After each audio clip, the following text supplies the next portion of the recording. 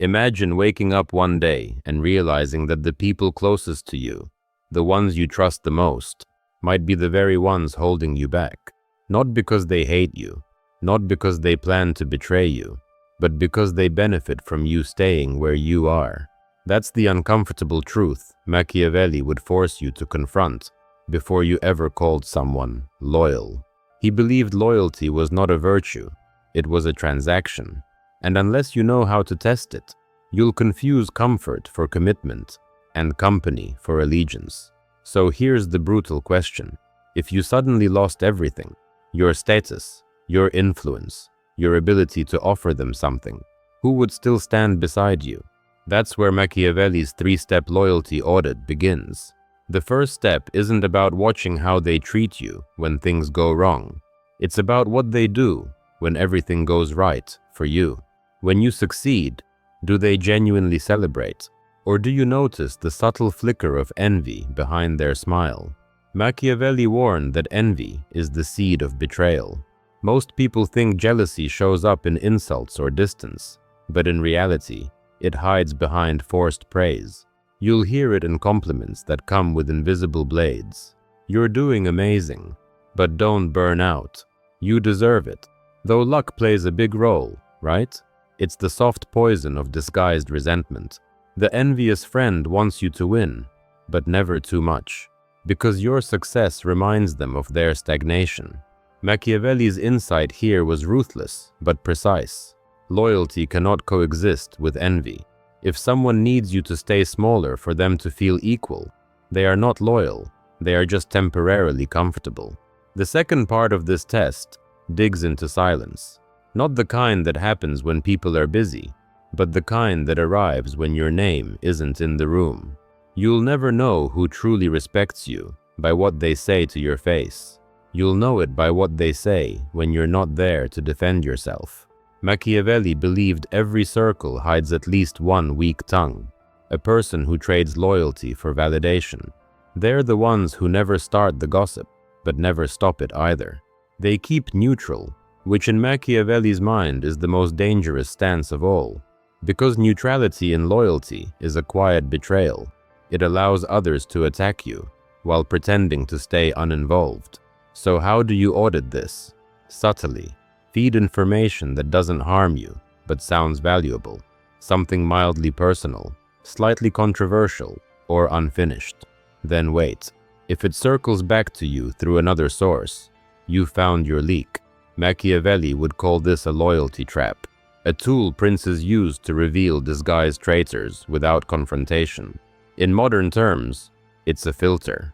It doesn't just expose who talks, it shows who protects your name when you're not there. Those who defend your absence are rare, and those who stay silent in front of mockery are worse than enemies. But here's where most people fail. They assume loyalty is proven by who supports them. Machiavelli flips that idea upside down. True loyalty, he said, reveals itself not in support, but in resistance. The people who tell you no when you want to hear yes, who stop you from self-sabotage, who question your actions even when it risks tension, those are your real allies. Everyone else is just emotionally convenient. It's why he distrusted flatterers so deeply. He said a ruler surrounded by agreeable voices walks blindfolded into ruin. The same applies to you. When someone corrects you without humiliating you, or challenges your idea with logic instead of emotion, don't mistake it for rebellion. That's loyalty in its most difficult form, the willingness to risk comfort to protect truth. Now pause and think. How many people in your life fit that? And how many pretend to agree just to stay in your good graces? The flatterer's loyalty lasts only as long as their advantage does. Machiavelli saw that the most dangerous people aren't your haters. They're your professional agreeers. The ones who mirror your words, your opinions, your mood. They adapt to you to maintain access, not connection. They'll never warn you when you're heading for a mistake, because your downfall doesn't cost them anything. It's convenient for them if you stay blind. They get to keep their place beside you without earning it.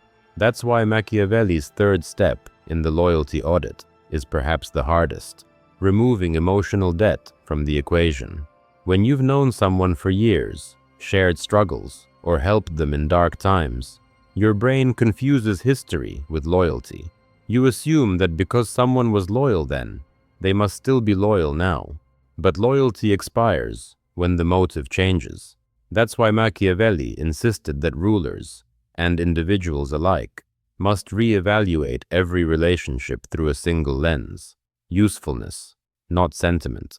Not in a cold-hearted way, but in a survival-oriented way. Ask yourself, if you weren't emotionally attached to this person, would you still trust them to guard your interests?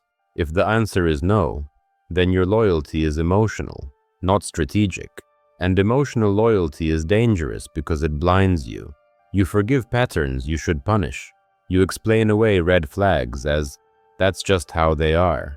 You convince yourself they'd never cross a line, until they do, and you realize they were never standing on your side to begin with.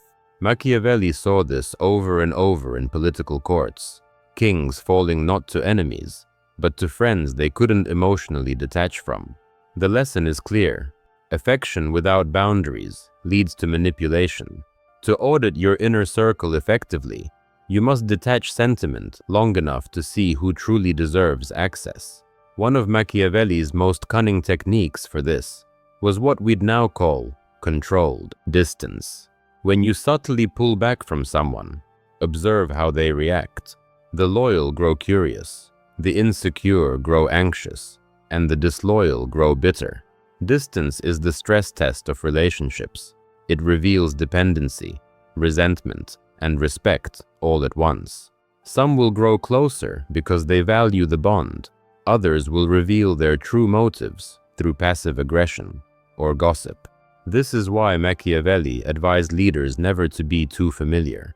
The closer people get to your comfort, the more they stop respecting your value. Maintaining a measured distance doesn't push people away. It filters out those who only stay because proximity benefits them. And this test isn't limited to friends or colleagues. It applies to every layer of your circle. Look at who drains your energy the most, who constantly needs reassurance, favors, or attention, but rarely offers the same effort back. These aren't bad people, but they are liabilities to your focus. Machiavelli believed power wasn't just about control over others. It was about control over who gets access to your attention. Because attention is currency. Every conversation, every emotional exchange, every small reassurance costs you energy. If your circle constantly withdraws and never deposits, you're surrounded by debt collectors disguised as companions. That's why a true loyalty audit must end with pruning, not out of cruelty, but clarity. Machiavelli would say mercy to the wrong people is cruelty to yourself. Removing someone doesn't mean hating them. It means refusing to fund their comfort at the expense of your clarity. The moment you stop feeding every relationship equally, you'll start noticing which ones collapse without constant maintenance. The ones that stay solid even when neglected, that's where loyalty lives. But here's the paradox. The more you test people, the fewer will pass. And that's okay. Machiavelli never said you needed many allies, only effective ones. A small circle of loyal minds is worth more than a crowd of conditional hearts. What matters is not how many people like you, but how few could harm you if they stopped. True power begins when you can sit in a room full of people and know exactly who's real, who's fragile, and who's waiting for you to fall, without showing any of them that you know. That's the art of inner circle mastery, the silent advantage Machiavelli built his empire of thought upon. Because once you can audit loyalty with calm precision, without rage, without drama, you stop being reactive and start being untouchable. And that's when loyalty stops being something you hope for and becomes something you command. But the real mastery begins when you learn to play loyalty like a chessboard, where every person in your circle has a position, and every position has a purpose. Machiavelli understood that people aren't consistent, they're conditional.